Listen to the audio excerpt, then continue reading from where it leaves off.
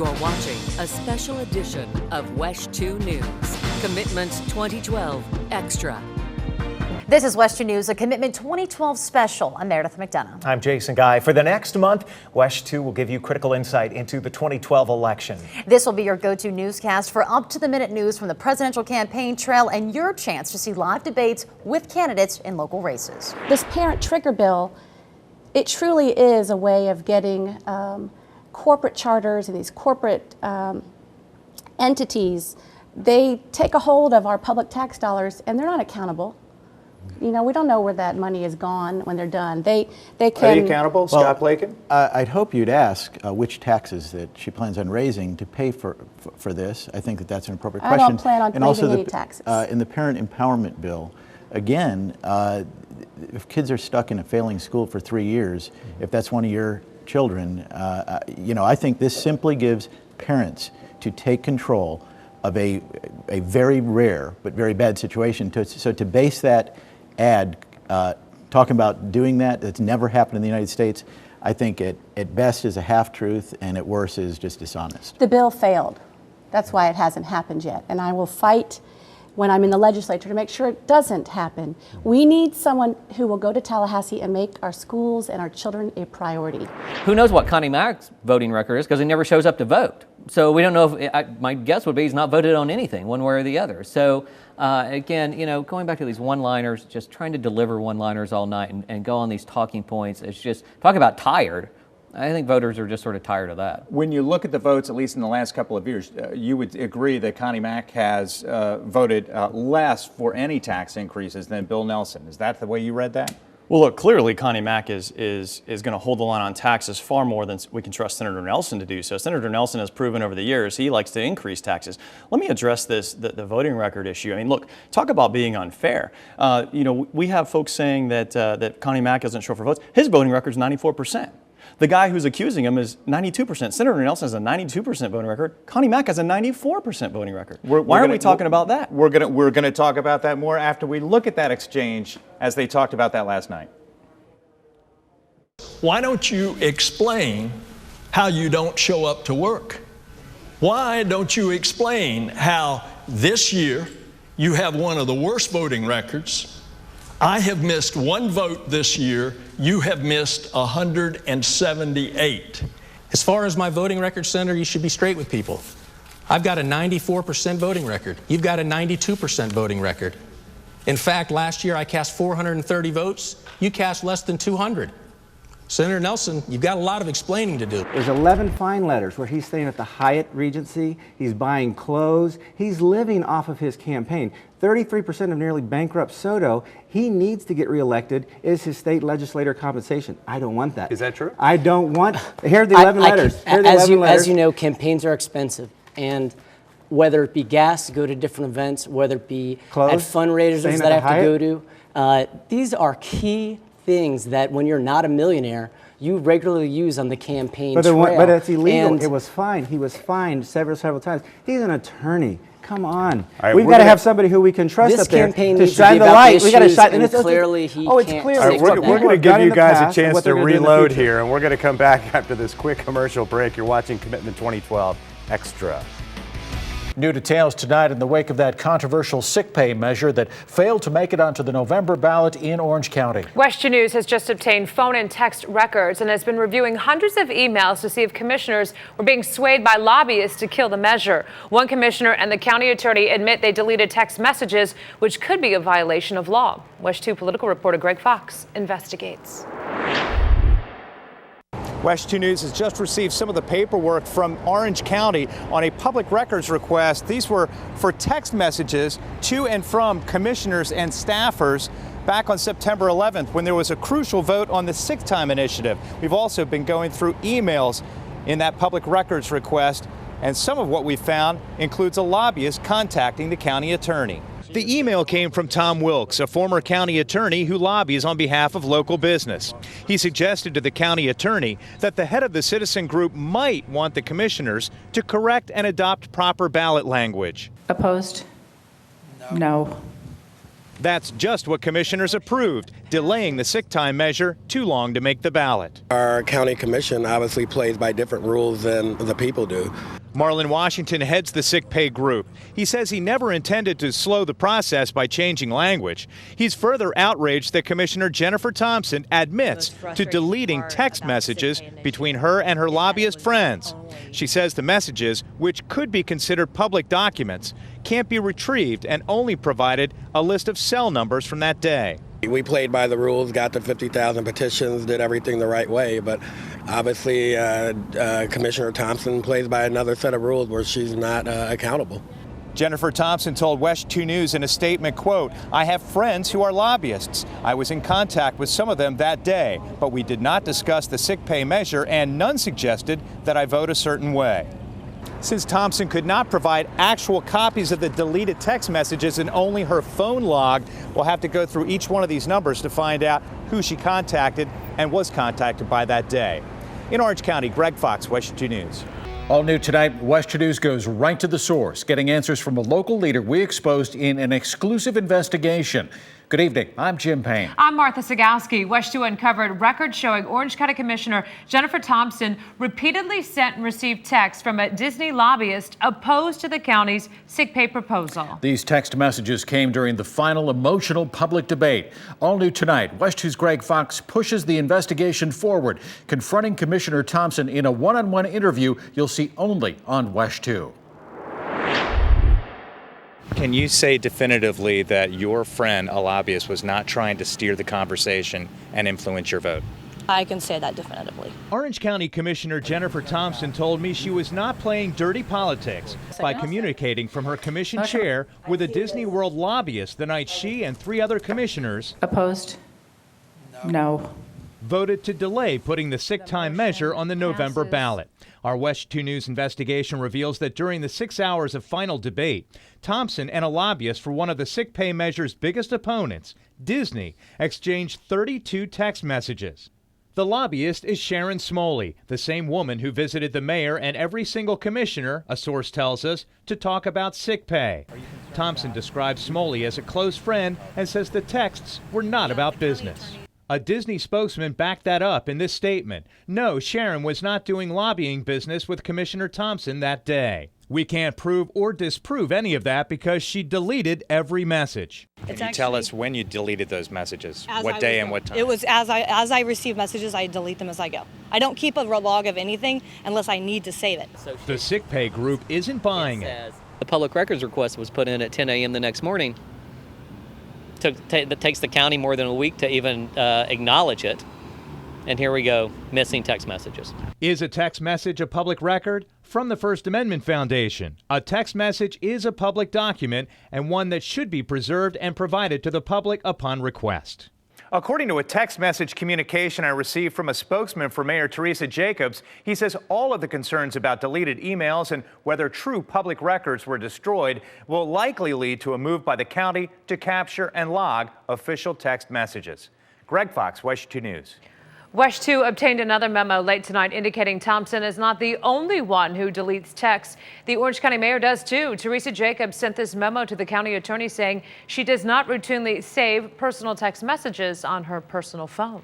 Now a WESH-TV News exclusive. Changes happening because of our investigation into a barrage of text messages between an Orange County commissioner and an anti-sick pay lobbyist. The messages were destroyed in what some consider a violation of state law. Tonight, Orange County's mayor is promising to fix the problem now to protect your right to know. WESH-TV's Greg Fox here live with us. And Greg, how soon will this happen?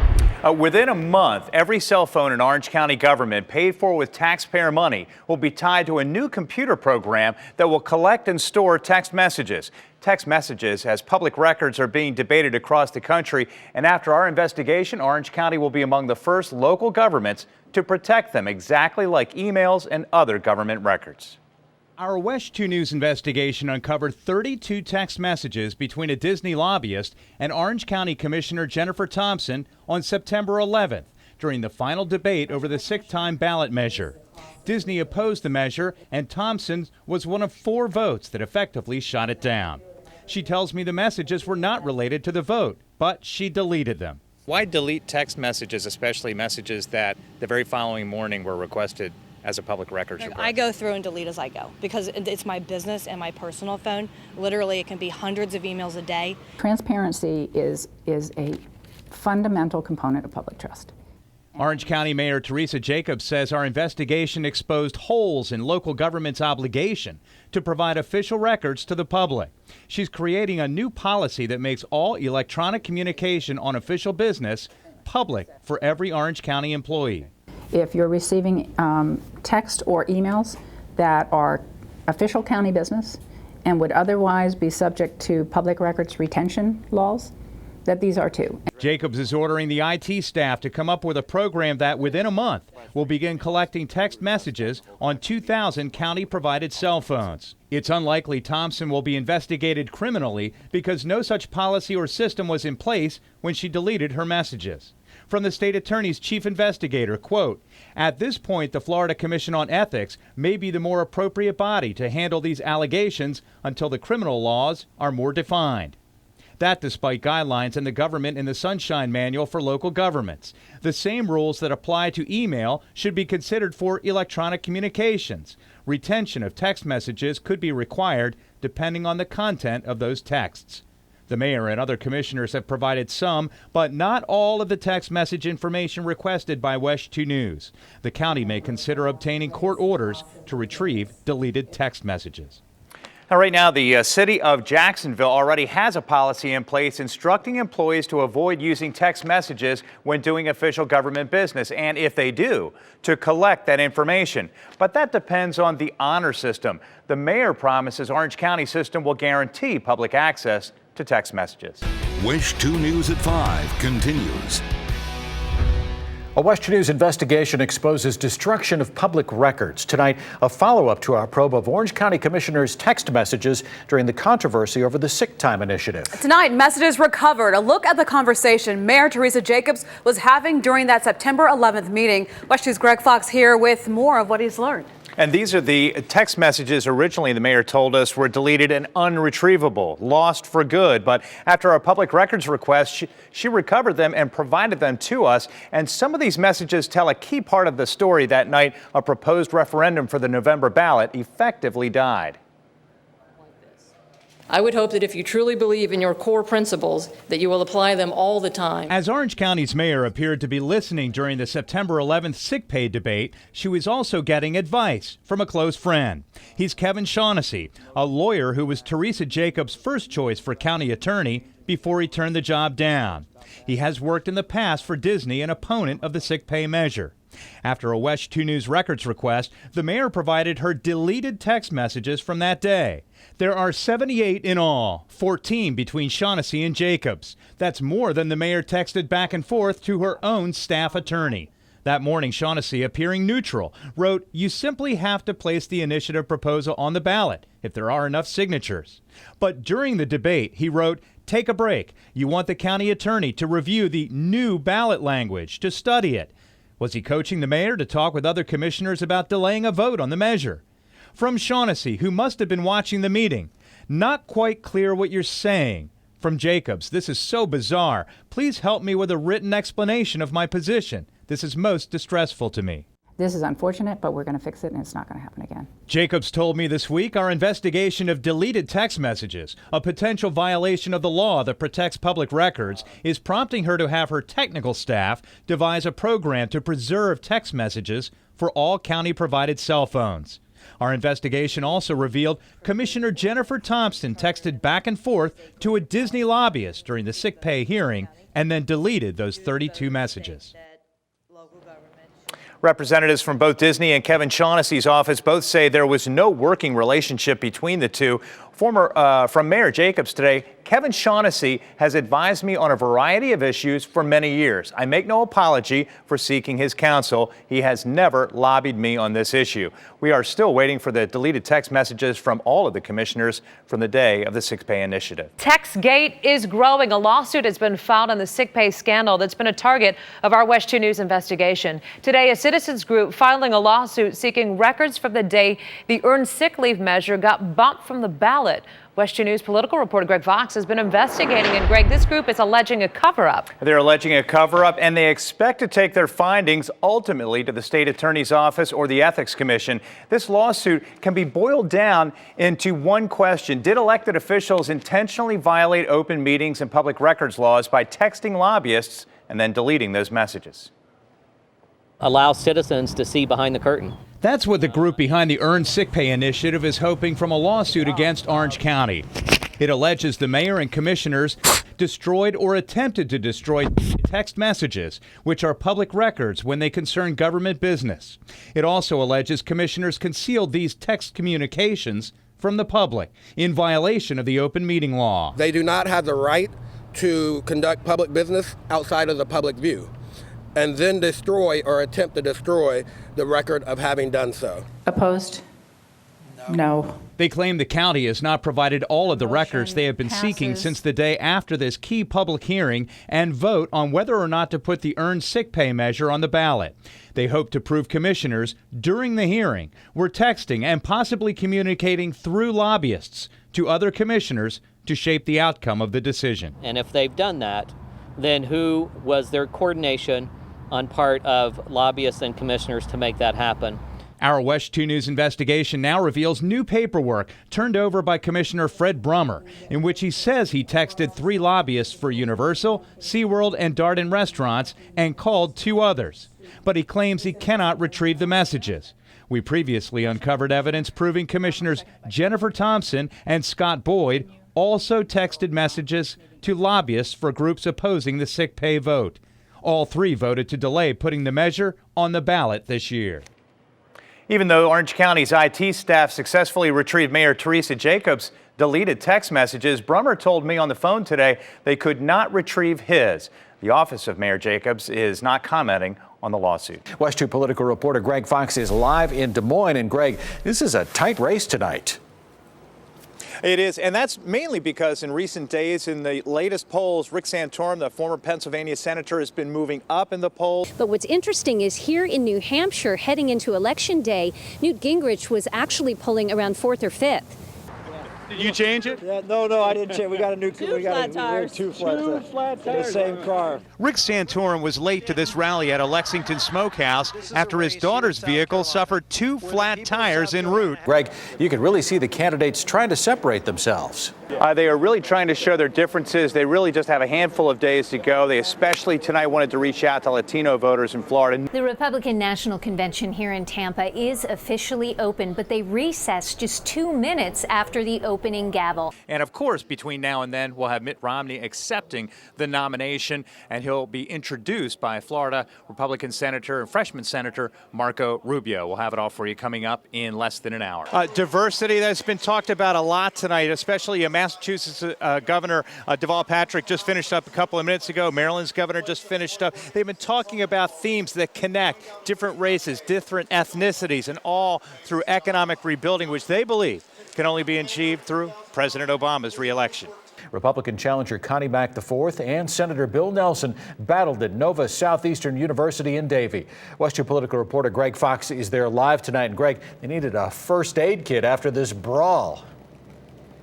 I know you saw some of this, Jim, and they really went after each other tonight. And I think for the voters at home, especially those who are about 10%, the voters that have yet to make a decision on this particular Senate race, it gave them a chance to see the personality and character of each of these men before they vote. WESH-TV political reporter Greg Fox is live in Boca Raton tonight. And Greg, did you see either candidate gaining an edge tonight? I think the president was especially comfortable, and he certainly looked aggressive there in the first 10 to 15 minutes of this debate. And I think for a lot of people who are watching, they might hear the title Foreign Policy and say to themselves, well, this doesn't sound like it's very interesting compared to talking about the economy and jobs. But for a lot of Americans, and especially a lot of people in Florida, this was about the most important issue in this race, and that is our safety. So it's time to vote. Get ready for a time-consuming adventure because the ballot sheet is 6 pages long. It's 3 complete ballot sheets, front to back. Longest ballot in the history of Orange County voting? Orange County's biggest ballot, 3 pages, 3 ballots per voter. Election officials in many other Central Florida counties, Osceola, Marion, Lake, Sumter, report the same. Biggest ballot ever. Why? Experts say the main reason are the 11 very wordy state constitutional amendment questions written by the Florida legislature. Well, the legislature passed a bill many years ago that said that when they write the constitutional amendments, that they can exceed the 75-word limit. It's been estimated that amendment number 4 alone is over 600 words, and when printed in English and Spanish, takes up one full page on the Orange County ballot. And I think it's intimidating on purpose, in my opinion. I think that our legislature wants us to be intimidated, and I don't think that that's right. What's your best bet? Find your sample ballot, do your homework, mark the ballot, and bring it in with you, like Dolores Smith. I researched and got involved, and I did what I was supposed to do. I didn't think it was long, but I took the time to do it, and it's worth it. The experts say early voting, which will last through Saturday, also helps. It's a chance to vote when it's more convenient to you. Now you're allowed to take your sample ballot, cheat sheets, anything you want in the booth that'll help you vote. But they ask you don't leave it in the booth. Take it with you. In Orange County, Michelle Meredith, WESH-TV News. Mr. Mack of Florida. Is Mr. Mack here? You have probably seen and heard this commercial so many times already that you're probably looking around for Mr. Mack in your own house. This ad comes from Democrat Senator Bill Nelson. He's being challenged by Republican Fort Myers Congressman Connie Mack IV. Connie Mack IV doesn't like to show up for work. He has one of the worst attendance records in Congress this year, but he's still taking his $174,000 salary. Let's bring up the truth meter. Does Connie Mack have one of the worst attendance records in Congress this year? It rings true. He does. According to GovTrack, which compiles and analyzes congressional voting records, Mack has a lifetime record of missed votes of 6%. Compare that to Nelson's record, for example, 2%. That's below the median of 2.5%. But the claim says one of the worst attendance records this year. So far, Mack has missed 28% of the votes. Nelson has missed just half of 1%. It's even worse when he shows up, voting to end Medicare's guaranteed benefits. The reference in this claim is a budget bill that was sponsored by Mitt Romney's running mate, Wisconsin Congressman Paul Ryan. House Resolution 34 would have set spending levels through the year 2021. It talks about protecting lower-income Americans, but it reads, entitlement programs like Medicare could be part of across-the-board reductions if spending exceeded caps. Mack voted for this bill, which was rejected by the Senate. Because the language clearly says entitlement programs could be part of across-the-board reductions, I'm tempted to call the claim true, but I'm going to leave the meter hovering in the middle because of the word guarantee. The only guarantee from Medicare is that you will receive coverage when you turn 65. There are no guarantees certain medical procedures will be covered. And H.R. 34 would not have eliminated Medicare, which is guaranteed. Welcome to Dan Webster's Lobbyist Lounge. When you first see this commercial, it looks like Republican Congressman Dan Webster spent your money on a special hideout for those secret agents of political manipulation. Vodka martini. Shaken, not stirred. But even 007 didn't have widescreen TVs in the mid-90s when Webster became Florida House Speaker. On the Truth Meter, we'll grade the imagery in this ad false. As Speaker, Dan Webster spent $100,000 taxpayer dollars redecorating his office, building a lounge for lobbyists. This commercial comes to us from Washington Democrats who are trying to help Val Demings defeat Webster. Now, did Dan Webster spend taxpayer money to make changes after Democrats had occupied the Speaker's office for more than a century? True, he did. But did he spend $100,000 to add a lobbyist lounge? False. No room was added. It was a converted office. In fact, we have a photo of what it looks like today. An office about the size of a small bedroom. And get this, according to the Orlando Sentinel, Webster's Democratic predecessor, Speaker Pete Wallace, spent $2 million to renovate his office. The Sentinel also reported that Webster cut the Speaker's office staff.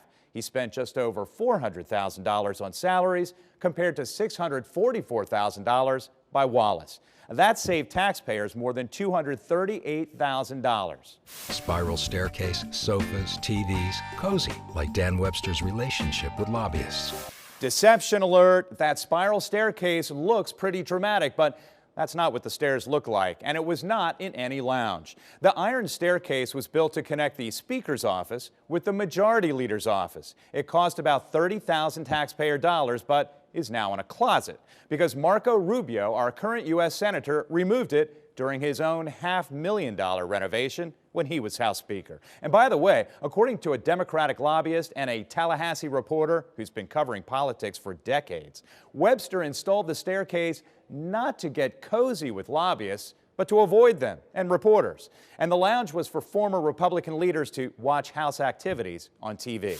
Webster accepted over $81,000 from lobbyists. Did Webster accept $81,000 from lobbyists? True. In fact, more than that during his 2 congressional campaigns. But according to Open Secrets, which tracks campaign contributions, Demings has received more than Webster this year from lawyers and lobbyists. $70,000 for her, $45,000 for Webster.